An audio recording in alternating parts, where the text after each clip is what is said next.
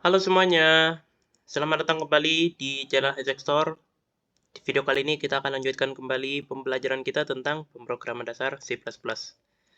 Nah, kemarin kita sudah ngebahas metode-metode, ada 5 ya, ada 5 metode untuk memanipulasi vektor. Nah, sekarang kita akan bahas sisanya ya teman-teman. Jadi, di video kali ini kita akan bahas 5 metode terakhir ya tentang vektor. Jadi ya totalnya kurang lebih ada 10 metode yang menurut aku tuh penting gitu ya kan dalam manipulasi vektor.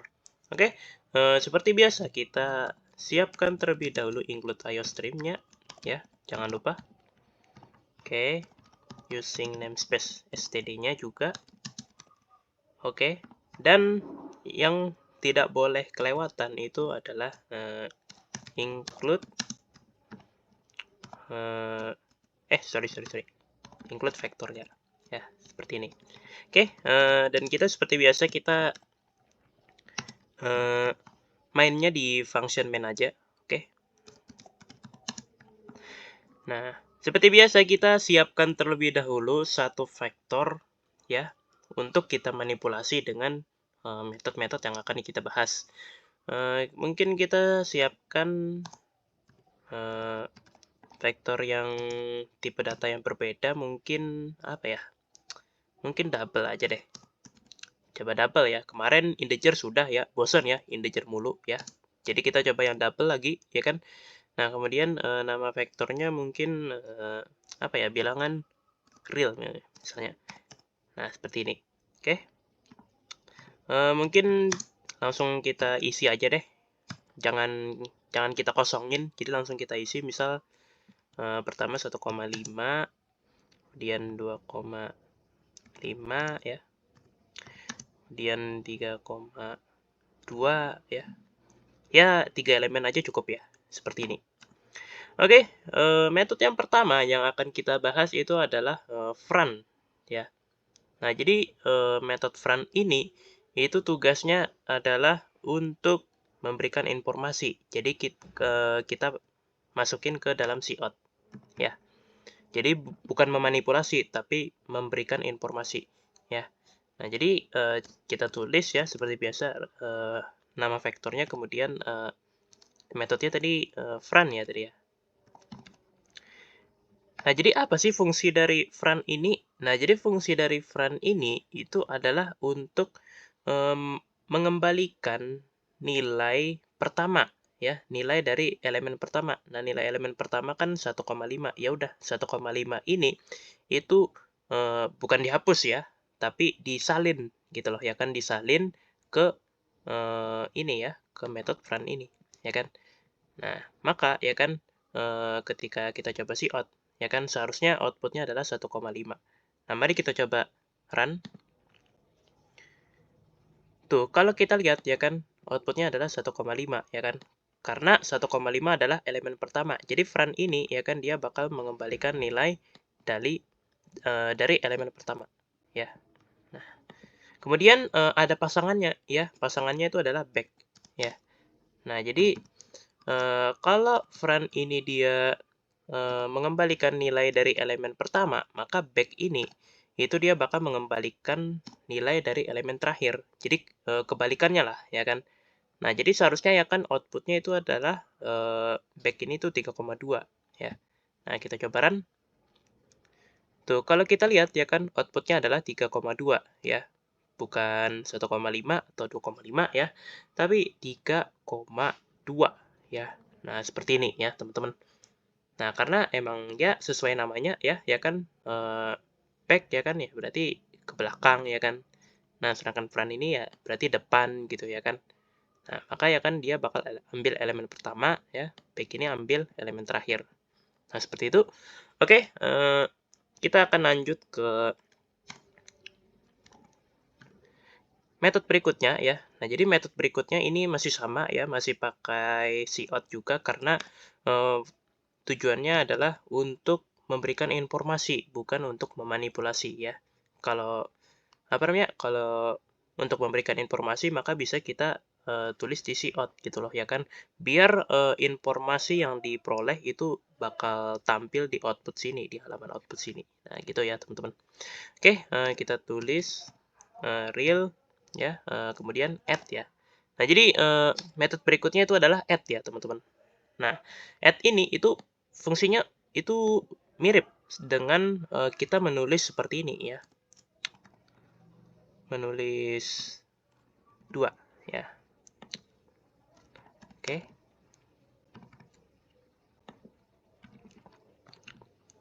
Nah, sama ya.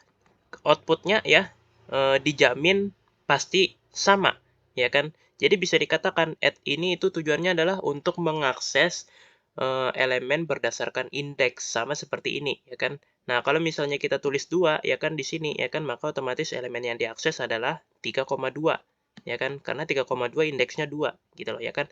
Nah, add juga sama ya kan, kalau parameternya adalah 2 ya kan, maka dia bakal mengakses 3,2 karena 3,2 adalah 2 ya kan indeksnya gitu, ya kan. Lalu apa sih bedanya ya kan? Nah, pasti ada bedanya dong ya kan, karena nggak mungkin ya kan keduanya ini sama gitu loh ya kan. Nah, jadi bedanya adalah kalau misalnya add ini itu ketika kita melampaui batas ya, itu dia bakal ngasih error. Tapi kalau yang ini, kalau melampaui batas itu nggak bakal error ya. Nah, maksudnya melampaui batas itu kayak gimana? Nah, maksudnya melampaui batas itu maksudnya kayak misalkan di sini kan ukuran vektornya kan ada 3 ya kan, sampai indeks kedua, ya kan. Nah, kalau misalnya kita coba akses indeks ketiga, maka dia bakal error, ya kan, karena batasnya kan cuma sampai indeks ke-2. Jadi 3,2 ini indeksnya 2, ya kan, bukan 3, ya kan, maka dia bakal error, ya kan. Nah, kalau kita coba run ya, dia bakal error. Oke, tuh, dia bakal memunculkan pesan seperti ini, ya. Nah, dia bakal muncul pesan error seperti ini ya. Tuh, kalau kita lihat ya kan, kode excited with errors ya. Artinya ya kan kode kita tuh ada kesalahan ya. Nah, seperti itu. Tapi beda cerita kalau misalnya kita tulis tiganya itu di sini ya kan. Nah, kira-kira apakah error? Jawabannya enggak ya, teman-teman. Tuh, kalau kita lihat ya kan hasilnya ya itu enggak error. Kode execution ya successful, artinya berhasil ya. Artinya kodenya itu nggak ada kesalahan ya. Akan tetapi walaupun kodenya itu benar, nggak ada kesalahan, tentu saja ya kan kodenya itu nggak akan sesuai dengan harapan kita ya. Karena kenapa? Karena ya kan bayangin aja ya kan kita mengakses elemen yang nggak ada ya kan, kayak mencari sesuatu yang emang nggak ada ya kan di dunia ini ya kan. Misalnya mencari dinosaurus ya kan, ya nggak ada ya kan, di dunia ini udah nggak ada lagi, udah punah gitu loh ya kan. Apa yang dicari ya kan, kayak kayak gitulah pokoknya ya kan, analoginya kurang lebih seperti itu. Jadi kayak aneh aja gitu loh ya kan. Nah, maka program bakal error kalau pakai add, tapi kalau pakai kayak gini doang itu enggak ya kan. Tapi ya kan kalau kita lihat ya, kalau kita lihat ya kan outputnya ya, outputnya ini nggak masuk akal ya. Apa-apaan ini ya kan, output ya kan yang sorry ya, yang ini ya kan. Nah, ini 3,2 ini dari add sini ya kan. Dari add sini ya kan. Jadi output dari sini ya kan, output dari ini itu dimulai dari 5 ini. Tuh, kalau kita lihat ya kan, dia bakal mengeluarkan angka acak gitu loh ya kan. Jadi kayak ya udahlah ya kan, yang penting jadilah ya kan, bodo amat lah ya kan, nggak sesuai gitu loh ya kan. Tuh, ada campur dengan huruf juga ya kan, padahal kan kita pengennya angka gitu loh ya kan. Jadi kayak nggak sesuai harapan gitu loh ya kan, hasilnya kayak begitu. Nah, jadi bisa dikatakan keuntungan kalau kita pakai add ya, keuntungannya itu adalah kita tuh diberitahu kalau misalnya kita tuh melampaui batas gitu loh, indeksnya tuh udah kelewatan gitu loh ya kan. Misal di sini indeks paling tingginya kan 2, ya kan. Nah, kalau kita lebih dari 2 ya kan mengaksesnya, maka kita bakal diberitahu kalau, "Oh, ini error nih," ya kan, "ganti," ya kan. Nah, gitu. Tapi kalau misalnya eee, yang biasa kayak tadi, ya kan, itu nggak diberitahu, ya kan, kalau ini itu error gitu loh, ya kan. Tapi tentu saja program menjadi nggak sesuai harapan. Nah, seperti itu ya, teman-teman. Oke, sekarang kita akan lanjut ke metode berikutnya, yaitu metode erase ya. Nah, jadi metode erase ya, gimana sih cara bacanya ya? Cara nyebutnya erase ya, atau gimana ya? Aduh, agak ini ya, agak susah ya ngebacanya. Erase ya kalau nggak salah ya. Nah, jadi eh, tujuan dari metode ini, oh ya, jangan lupa kita tulis vektornya dulu. Nah, kemudian baru erase-nya ya. Nah, seperti ini. Nah, jadi tujuan dari metode erase ini itu adalah untuk menghapus elemen tertentu, ya. Nah, jadi apa ya? Dia tuh bakal menghapus elemen yang kita inginkan lah, ya kan. Nah, beda beda ya dengan metode clear yang kita bahas di video sebelumnya. Nah, kalau metode clear yang kita bahas di video sebelumnya, dia bakal menghapus semuanya, ya kan, nggak peduli, ya kan, dia ini mau kita hapus atau enggak, pokoknya semuanya dihapus lah, ya kan. Tapi kalau erase ini, dia bakal menghapus yang kita inginkan aja, ya kan. Nah, jadi karena apa ya, karena sesuai keinginan kita, maka ada parameternya, ya kan. Jadi parameternya tuh cuma satu, ya kan. Nah, parameternya tuh adalah kita tulis terlebih dahulu seperti ini, real titik ya. Kemudian begin ya. Sorry ya, tadi ketulis apa tadi? Kata-kata kasar sepertinya ya. Tadi ketulis kata-kata kasar. Sorry ya, teman-teman. Typo. Nah, ini yang benar ya. Real begin ya kan. Nah, kemudian eh, kita kasih kurung seperti ini ya. Kemudian ditambah. Nah, ditambah berapa? Ditambah indeks yang ingin kita hapus nilainya ya. Misalnya kita ingin menghapus indeks ke 1 ya. Nah, indeks ke 1 kan 2,5 ya udah ya kan. Nah, kita tulis 1 di sini ya. Nah, maka otomatis ya kan 2,5-nya itu bakal apa ya? Bakal menghilang dari vektor kita gitu loh ya kan. Nah, gitu ya, teman-teman. Jadi formatnya ya kan tulis real begin ya kan, titik begin ya kan, seperti ini ya kan, buka kurung ya kan, di dalamnya parameternya kosong ya kan, ditambah indeks yang ingin kita hapus ya. Nah, seperti itu. Maka secara otomatis 2,5-nya itu bakal terhapus. Nah, untuk membuktikannya ya kan kita akan coba akses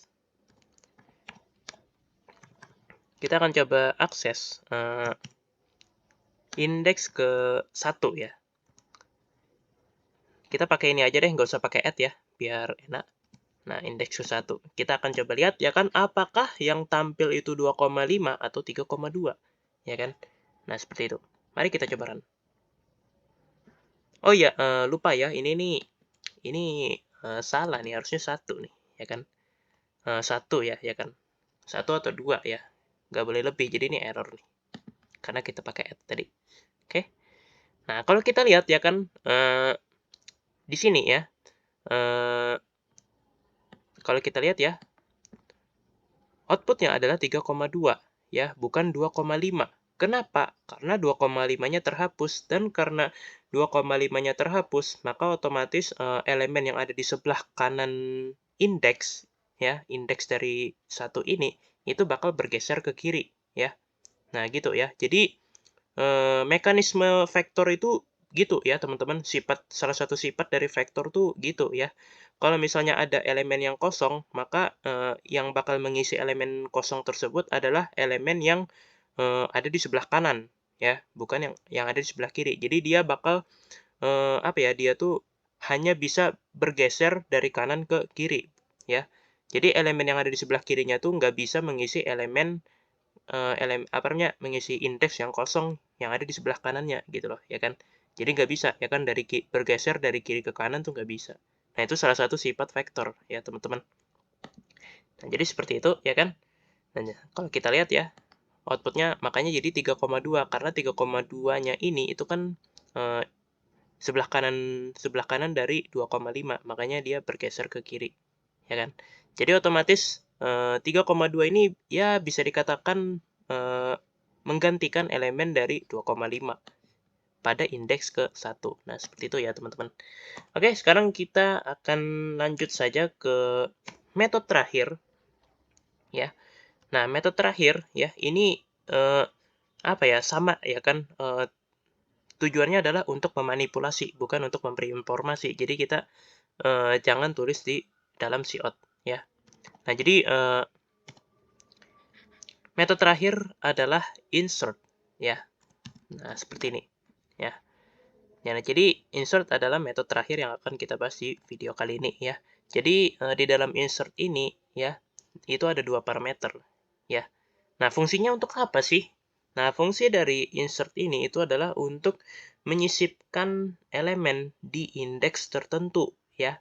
Nah, jadi ini mirip seperti pushback lah ya kan. Nah, kalau pushback ya kan dia bakal menambahkan elemen gitu loh ya kan. Nah, insert juga sama menambahkan elemen, tapi ya kan posisinya itu kita yang atur ya kan. Kalau pushback itu ya dia bakal terus-terusan aja ya kan, nambahin elemennya tuh ke belakang terus ya kan.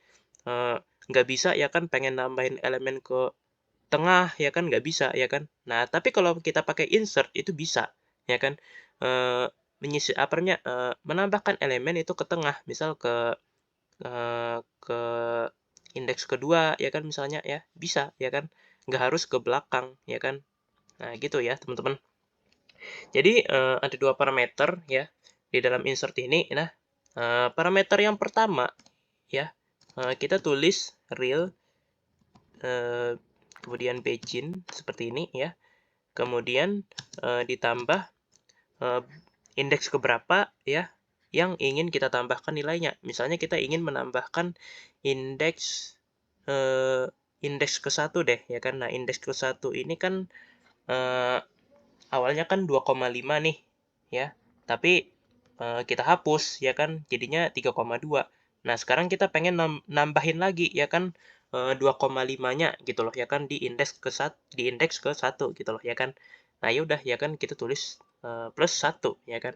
Nah, artinya ya kan kita bakal nambahin ke indeks ke-1. Nah, kemudian kita koma ya. Nah, parameter yang kedua adalah nilai yang ingin kita tambahkan. Nah, yang ingin kita tambahkan tadi kan 2,5. Ya udah tulis saja 2,5. Nah, seperti ini. Maka kalau kita coba cout real lagi ya, ini kita coba copy ya di bawah sini ya. Nah, dan kita coba run, maka hasilnya adalah, nah kalau kita lihat ya 3,2 itu dari sini ya kan. Nah, jadi ya kan dari cout yang real yang ini ya. Nah, dari sini ya teman-teman ya kan 3,2 ini ya kan setelah di erase tadi ya. Nah, setelah dihapus ya kan elemen 2,5-nya ya kan, maka digantikan oleh 3,2. Nah, seperti ini. Nah, kemudian ya setelah cout ini ya kan kita tambahkan lagi nih ya kan 2,5-nya ini kita kembalikan lah ya kan. Nah, gitu ya kan pakai insert ya kan. Maka kalau kita coba cout lagi ya kan di sini ya kan di indeks yang sama nih, indeksnya sama ya 1 1 ya. Maka ya kan outputnya adalah 2,5. Nah, seperti itu ya teman-teman. Jadi intinya insert dia bakal nambahin elemen di posisi yang sesuai dengan yang kita inginkan. Nah, seperti itu ya teman-teman. Oke, aku rasa segitu saja pembahasan kita tentang metode-metode ya untuk memanipulasi vektor. Semoga dapat dipahami ya. Terima kasih aku ucapkan kepada teman-teman sekalian yang sudah mau menonton video ini sampai selesai. Dan yap, sampai jumpa lagi di video-video berikutnya. Dadah!